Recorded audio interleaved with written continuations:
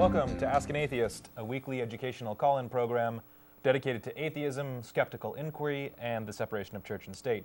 We are live from Scan Studios in Seattle every Sunday, 3 p.m. Pacific Time, and we're archived online at www.askanatheist.tv.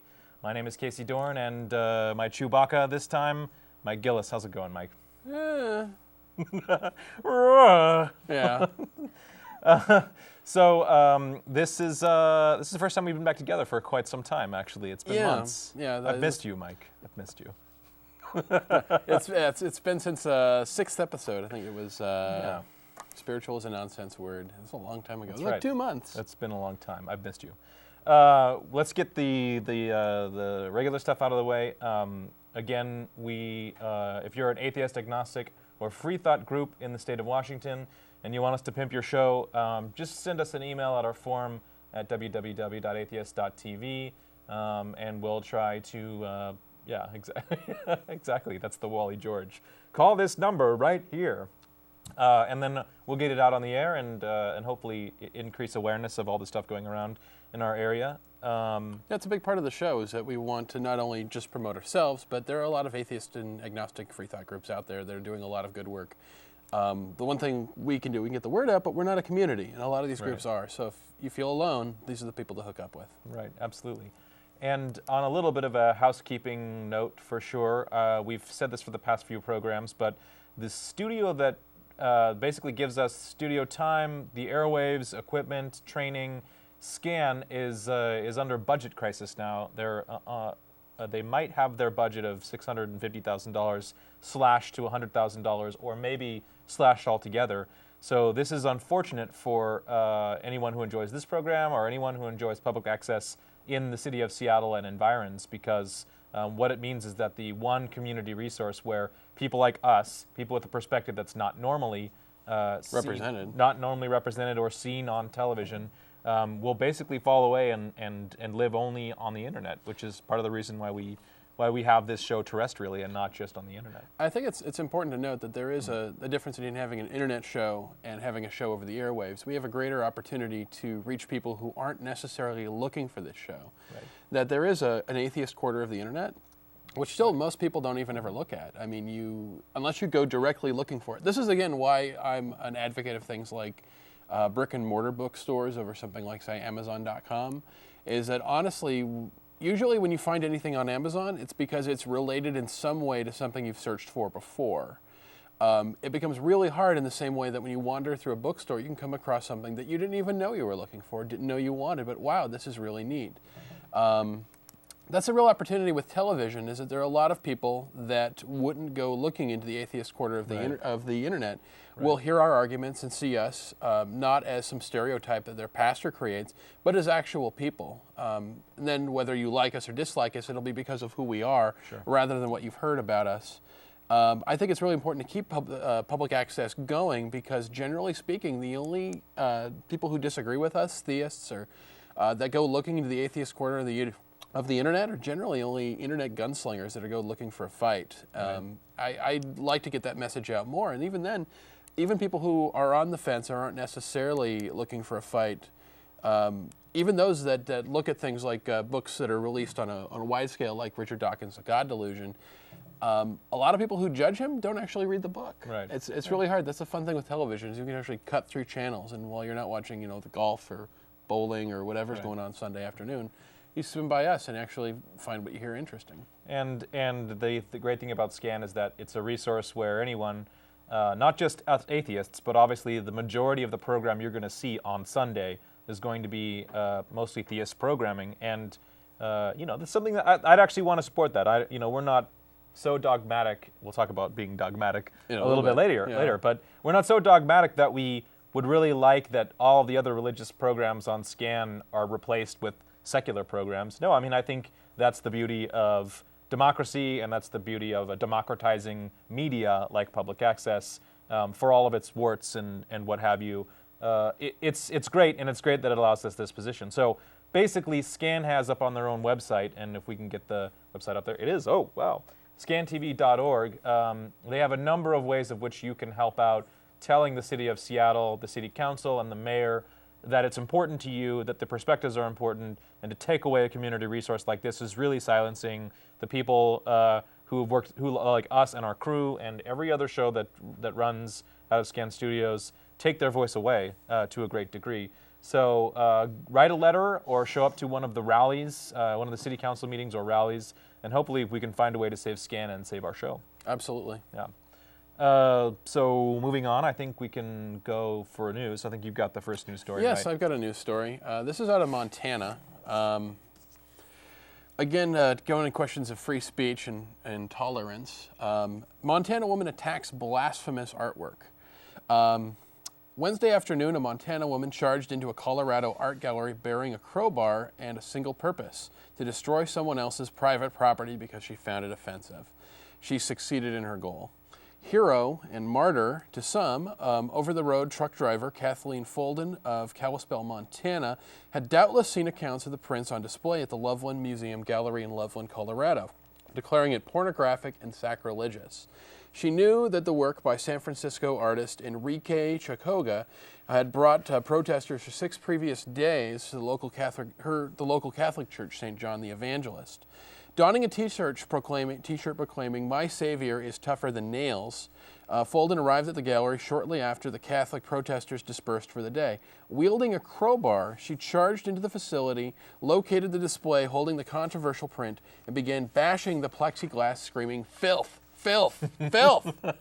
If we can get a picture of image 1 up and get an idea of this is what she was attacking. It's a little hard to see in the image itself, but.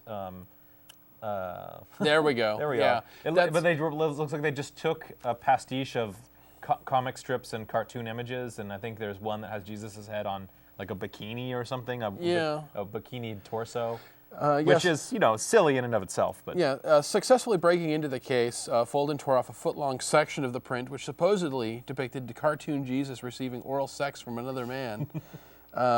Jesus' love is clearly being spread around. Right. Retreating into a corner, muttering, "How can you desecrate my Lord?" Folden tore a section of the print into tiny pieces, awaiting the police, basically lying on the ground as if crucified.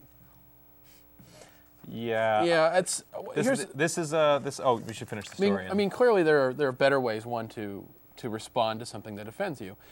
This is the price of free speech in a free society, is that occasionally somebody is going to say something you don't like. Deal with it. That is it. There are things that we say that piss people off, and there are things that other people say that piss me off. I'm sorry, that's the cost of it. I get the right to speak, but you know what? So do Glenn Beck and Ann Coulter and Fred Phelps and Pat Robertson. Too bad. I'm going to have to live with it. I have the way to respond to that with free speech of my own, but I don't have the right to respond through violence.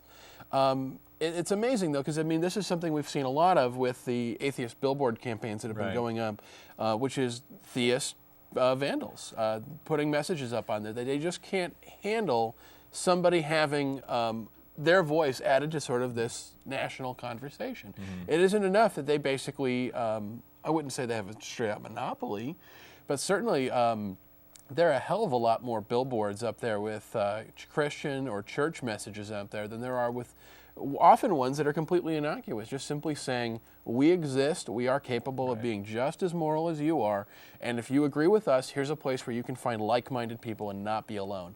Apparently that's incredibly offensive to the point of that, but even with something like this, which is edgy, sorry, the Catholic protesters who dispersed before you went kill crazy with a crowbar, they were doing it right. That's the response. If you don't like it, you can state it. And yeah, they could have even protested in front of the art gallery. That would have been an acceptable form of speech. That's perfectly fine. That's you have the right to object to what somebody says on whatever grounds you want. You don't have the right to take that person's speech away. Right. Well, and not only that, but you also don't have the right to destroy someone else's property because something about that property offends you. And this is why I think you and I were talking about this before. This leads very well into the Quran burning, sort of the Quran burning idea, which is that there are a lot of people who are sort of opposed to it on very visceral grounds, where burning books is, that's not, only people with small minds burn books, right? Mm-hmm. But it was also burning the type of book that had a lot of significance to a certain point of people. But I think you and I agreed on this, in a very fundamental First Amendment way, if Terry Jones's free speech was burning a Quran, as long as he owned that Quran. Yeah, he's burning his own property. It's right. important to mention as long that. as he's destroying his own property, then he has the right to do so. If she wants to destroy this thing with a crowbar and tear it up into little pieces, she should buy it. Yeah, then it is her property, and she can do whatever she wants with it. He got his check, whatever. It's like the same thing. It's like, I mean, even if it was something that was very, very old, we discussed about this before. Right. Like, for instance, what if this was a copy? What if Terry Jones was burning a copy of the Quran from like the 1st century? Right. I would object to that just based on the item's historical significance. Certainly, a lot of things don't live that long. Right. Not live, but survive that long, especially things printed on paper. But I would have no right to stop him. The same way I object to when the Taliban destroyed those Buddhist statues, not because I believe in any of the supernatural claims made by that, but simply because this has historical value. This stuff is priceless. Very few things survive to being 1,000 years old. Yeah, and I mean, I guess there's some play in this discussion about whether or not the Taliban wants to buy them, though. Well, whether or not the guy who made this, the San Francisco artist made this, you can consider it art or not. I mean, those are. I think there was a similar outcry over the Dung Mary, Dung Mary painting, where it's where of course art is a slippery idea, and we can debate about whether or not something is not art and is just meant to incite, meant to offend. But even that's a right to free speech. Sure, absolutely, and whether or not speech is valid doesn't depend on whether or not there's a universal agreement as to whether or not something is, valid enough to be free speech. So. Yeah, it's one of those things that, yes, I'm sorry it offends you, but you know what? Anything, even the most innocuous seeming thing in the world, is going to be offensive to somebody. And part of living in a society where we have to coexist with people who hold very different ideas from us is you're going to have to learn to deal with it. Be an adult. Yeah. I can't believe we have to keep saying this. I know. How many times have we been on this program and had to say the exact same thing? Is to tell people to stop acting like children and to do what you would in the schoolyard, which is someone calls you names, you don't hit them or destroy something of theirs. You turn around and walk away. Yeah, it's unbelievable too, and I think this is an important point to make, is that this is a point that we have to make to both liberals and conservatives in this country. That generally it's the conservatives that go kill crazy whenever somebody says something bad about Jesus, but generally whenever the time you have to talk to liberals, though, is generally they have this weird blind spot when it comes to Islam in this one thing. Yeah. That suddenly it becomes suddenly racist or horrible. It's like I don't see any of the people who were screaming about everybody draw Muhammad Day getting angry about this print. Right. And generally, if most of them said that, they'd get angry at the woman with the crowbar. Or getting angry about the uncountable ways in the popular culture where Jesus is mocked. Yeah, it happens all the time. When Muhammad gets to join the club and be made fun of as well, that isn't Islam being singled out or being persecuted. That's Islam joining our community. That is part of being part of this society, that you are included. You're not getting a special set of rules. Right. That you are part of this. You are one of us. You are our equal. Speaking of someone who's part of I think we've got a telephone call now. Daniel from Federal Way. Do we have you, Daniel? Hello. Hey, Daniel. Hey, Daniel. How's it going? Very good. What have you got for us today? Do atheists have religion? Do atheists have a religion, or?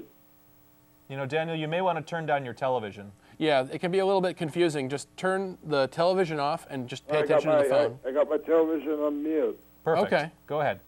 Okay. Do atheists have a religion? Most of us. Or they just believe in nothing? No, we don't. Okay, there's two questions in there. The first one, do we have a religion? Most of us know. Atheism is just a philosophical position on one point, whether gods exists. There are some people who have a religion but don't believe in God. In fact, a lot of Buddhists, for example. Yeah, a lot of Buddhists don't believe in gods. Some Buddhists do. I don't have a religion. I don't have this sort of set of ontological claims talking about things that are supernatural or mystical origins of the universe or anything like that. There are many philosophies I hold to, and on that count, I wouldn't say I believe in nothing. I would say I probably believe in most of the things you do, just not deities or gods.